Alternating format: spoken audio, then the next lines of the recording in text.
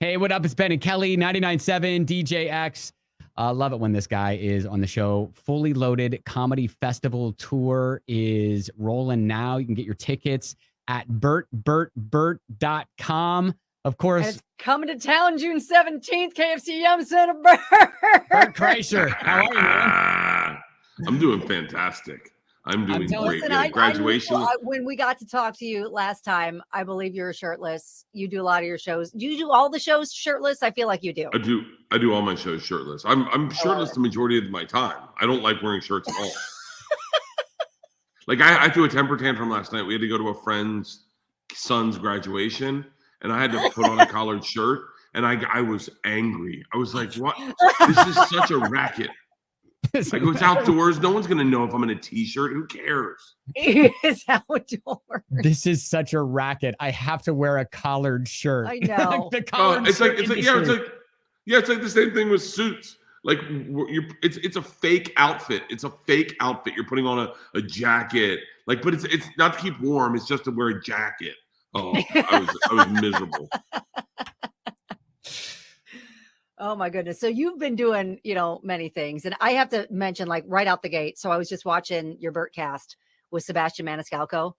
And you were talking about, he was like floored to, I think, learn for the first time that Van Wilder was based on you.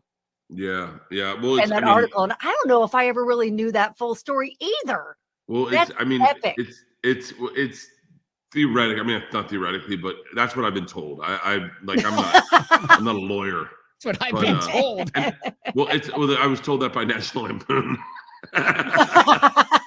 Well, then I would say it's probably true. Yeah, but I feel weird because having made a movie, like we just shot my movie, The Machine, out in Serbia, knowing how much work goes into a movie now, I feel kind of disingenuous even making that claim at all. But and like I said, I had nothing to do with the movie. But when you make a movie, you put so much into it that anyone coming from the outside claiming anything, I would make me angry. So that's how I feel. Okay. That's fantastic. So wait, The Machine is like, it plays out, the story's iconic and it plays out like a movie. So are you literally acting out the whole story, or what's that movie going to be about? No, and kind of. So I went into Legendary, which is they make like Godzilla and Dune. And they said, we want to make a movie with you. What movie would you make? If you could make one movie. I said, it would be The Machine, but I got to be honest with you. I'm terrified that I'd make The Machine. The mob would see it, and then they get mad and kidnap me. And literally they went, sold. We'll make that right now. Done. We're done. And so that's the movie. Me and my dad, played by Mark Hamill, get kidnapped by the Russian mafia. And Luke Skywalker's your dad. Darth Vader's my grandfather. Isn't that crazy? Wow, you've come so far. This is great. That's amazing. I know. You have to have like personal security, or like especially after it comes out. Yeah. Well, let's just hope the Russian mafia appreciates it. It's a love letter. It's my swan song to the Russian mafia. God, what a statement! I think you do. So Bert Kreischer, June 17th. Now, saw you took a swig of something there.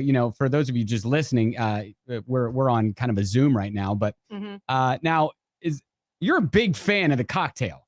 Like you love having a cocktail. Yeah. I'm not going to ask you.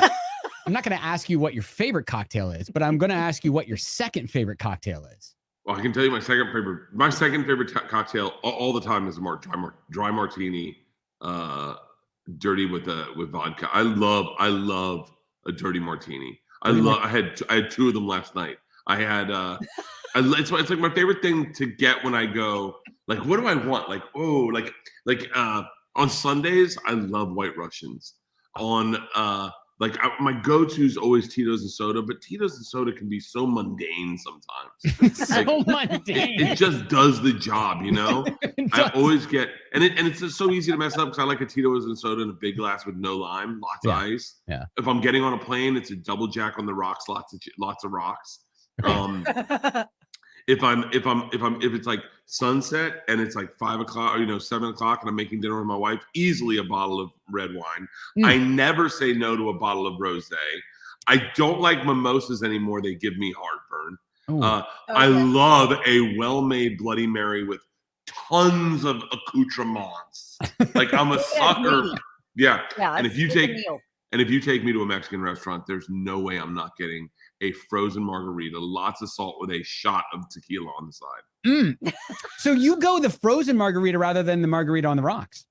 Frozen margarita on the rocks, I murder way too quick, like it's the Alamo. Hey, you get the brain freeze if you try to do it too fast on the frozen one. I love a good frozen drink. I'll tell you right now, they're not a sponsor, but have you had Bud Light's hard sodas? I haven't tried them. I have, and I hate to say it tastes like orange soda. Yes, it tastes like orange soda. I like it. I love orange soda. We lived behind a Jack in the Box when the last house we had, and me and my daughter would get up early and go to Jack in the Box because they had that thing where you could pick any drink, and I would get orange soda all the time. Orange soda. Oh, I love orange soda, and it tastes just like it. Yeah. Well, there it is. Yeah, Kelly is a fan of drinks that don't actually taste like alcohol. So I like the fruity drinks. But see, like I'm a little bit more a fan of the alcohol forward cocktails. So like the martini that you're talking about. Yeah. I could do a dirty martini any day of the week. But I think my favorite is probably the old fashioned, just with a good bourbon, and I'll get an old fashioned at every single restaurant that I go to, and I'll judge you based on the old fashioned that we're having a contest. You don't know we're having a contest. Exactly. I started putting cherries in my Tito's and sodas because I love cherries. I've always loved cherries. Who doesn't love cherries? They add so much, especially if you're drinking in the morning at an airport. You need a little something to kind of chase the bite of the back of in the back of your throat. It's funny, Bert Kreischer.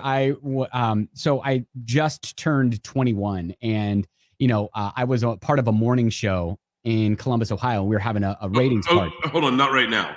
I know. Yes, I did you see my eyes? Did you see my eyes? I was like, hold on. This is Zoom. I can see you. Yeah, no. Do I call him out? Sorry. Yes, no. I'm much older than 21 now, but I'm 13. And you look great. So we went and then we went to a restaurant, had a ratings party, and I had just discovered cranberry vodkas. And great for a nice UTI, huh? Oh my gosh, I loved them. Health. I was just like, this is the greatest cocktail in the world. And so you got to understand, one of the guys that worked on the morning show, he was a real throwback to the Rat Pack, like a Frank Sinatra type. He had slicked back hair. He smoked his unfiltered cigarettes. He liked his scotch, neat and everything. Yeah.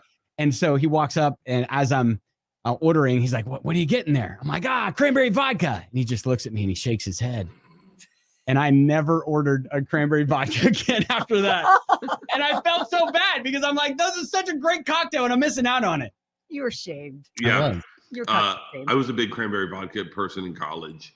I just heard, I love when you rediscover a new alcohol. Like someone said, oh, that's a fun guy to have an Amstel Light with. And I went, I haven't had an Amstel Light in a long time. That's random. Yeah, I was a Heineken guy. My beer was Heineken for the longest time. I'd always have Heinekens on stage, and then I just stopped. I stopped drinking beer altogether. I started getting acid reflux, so I have to like last night. Last night I had 2 martinis, then I had a Tito's and soda, and I had to. It sounds horrible. I had to sip the Tito's and soda because I could feel my acid reflux happening, and I was like, I'll be up until midnight watching television in my recliner. But no acid reflux. I did fine last night. Oh, that's good. That's good. Oh, we're getting good. Wonderful news. We're getting good digestive health. From Bert. I did really good. I did really good with my drinking last night because I'm not supposed to be drinking right now because I'm trying to clean up my life before I go out on this tour. Sure. Just fully loaded is going to be a bender. A bender. My wife's sending my daughter with me on the first week. Because she's like, because it's a huge production. We're in minor league stadiums. We're doing, it's a huge production. 10 comics. Each show, I think we're bringing 6. We have 3 tour buses. We have a private jet. I mean, it's a big production. And and we're gonna need PAs. And my wife's like, why don't you bring Georgia with you? And I was like, oh, buzzkill. Now I've got to behave myself in front of my daughter. I was like, well, you're going to college next year, honey. Guess who's drinking on the tour bus? that is great. You're gonna learn. You're gonna learn with that on the road. Second stop. So I'm sure it's just so much fun to have a bunch of your buddies on tour with you. I did during the pandemic, I did the drive-in movie theater tour, and I signed up for 4. I ended up doing I think 70 shows, and I just really loved the outdoor event. I loved it. I loved the sunsets. I loved the cold beers. Something about a sunset really stamps a memory in your head. Mm-hmm. And I all I said is I want to bring the best comics that I know. First person I reached out to was Dave Attell. Dave Attell said yes, and immediately I got Shane Gillis, Big J Okerson, Mark Norman, Taylor Tomlinson, Nikki Glaser, Sal Vulcano, Joey Diaz. I mean, I got everyone signed up the second I brought in Attell. And I selfishly, I just kind of want to hang out with these guys for 2 weeks in the summer and put on the best shows anyone's seen. These are all guys that murder. Guys, I say guys, collectively, but these are all comics that murder. Taylor Tomlinson is one of the biggest names in comedy right now. One of the biggest specials on Netflix. She kills at an hour. You give her 15, 20 minutes, and you are going to see straight fire. Yeah, I guarantee you people are going to walk out with 3 new favorite comedians every show. I love that. That's fantastic. I love that. So does anybody get on stage together and do any material, or are you guys all separate? I don't know. We haven't done any shows yet, so I don't know how the run of show is going to look. We're your second stop. Yeah, I know. Well, so the first show I'm setting lineups like I work at a club. And so I'm looking at, I'm just trying to figure out where I fit on the show because I sell tickets, but when we talk about David Attell's the greatest comic that's ever lived, I'm not following him. I'm not going after him. I need a sacrificial lamb. Well, but you're putting this together, so I feel like you either start or you finish, right? Oh, I have to go last. I'm gonna have to rip off 2 shirts. Well, Bert Kreischer, we're excited to see you June 17th here, KFC Yum Center. You are one of the world's best storytellers. So if there have been people out there that have never seen you or heard your stories, you are a legendary storyteller, and it's still some of the funniest bits we've ever had in the history of the show on our station is from you, sir. Oh, well, thank you very much. I appreciate that. Having said that, I literally I'm getting ready for my next special, and I'm all I'm doing is having Attell watch my set every single night and being like, give me notes. Yes, there you go. Yeah. Bert Kreischer, hey, can't wait to see you June 17th, KFC Yum Center. Pack light, you don't need a lot of shirts. That's right. That's right. All right, thank you, man. Hey, thank you guys. That was a fun time this morning. I appreciate it. We can't wait to see you. Can't wait to see you guys. I'll see you later. All right, take care. Oh.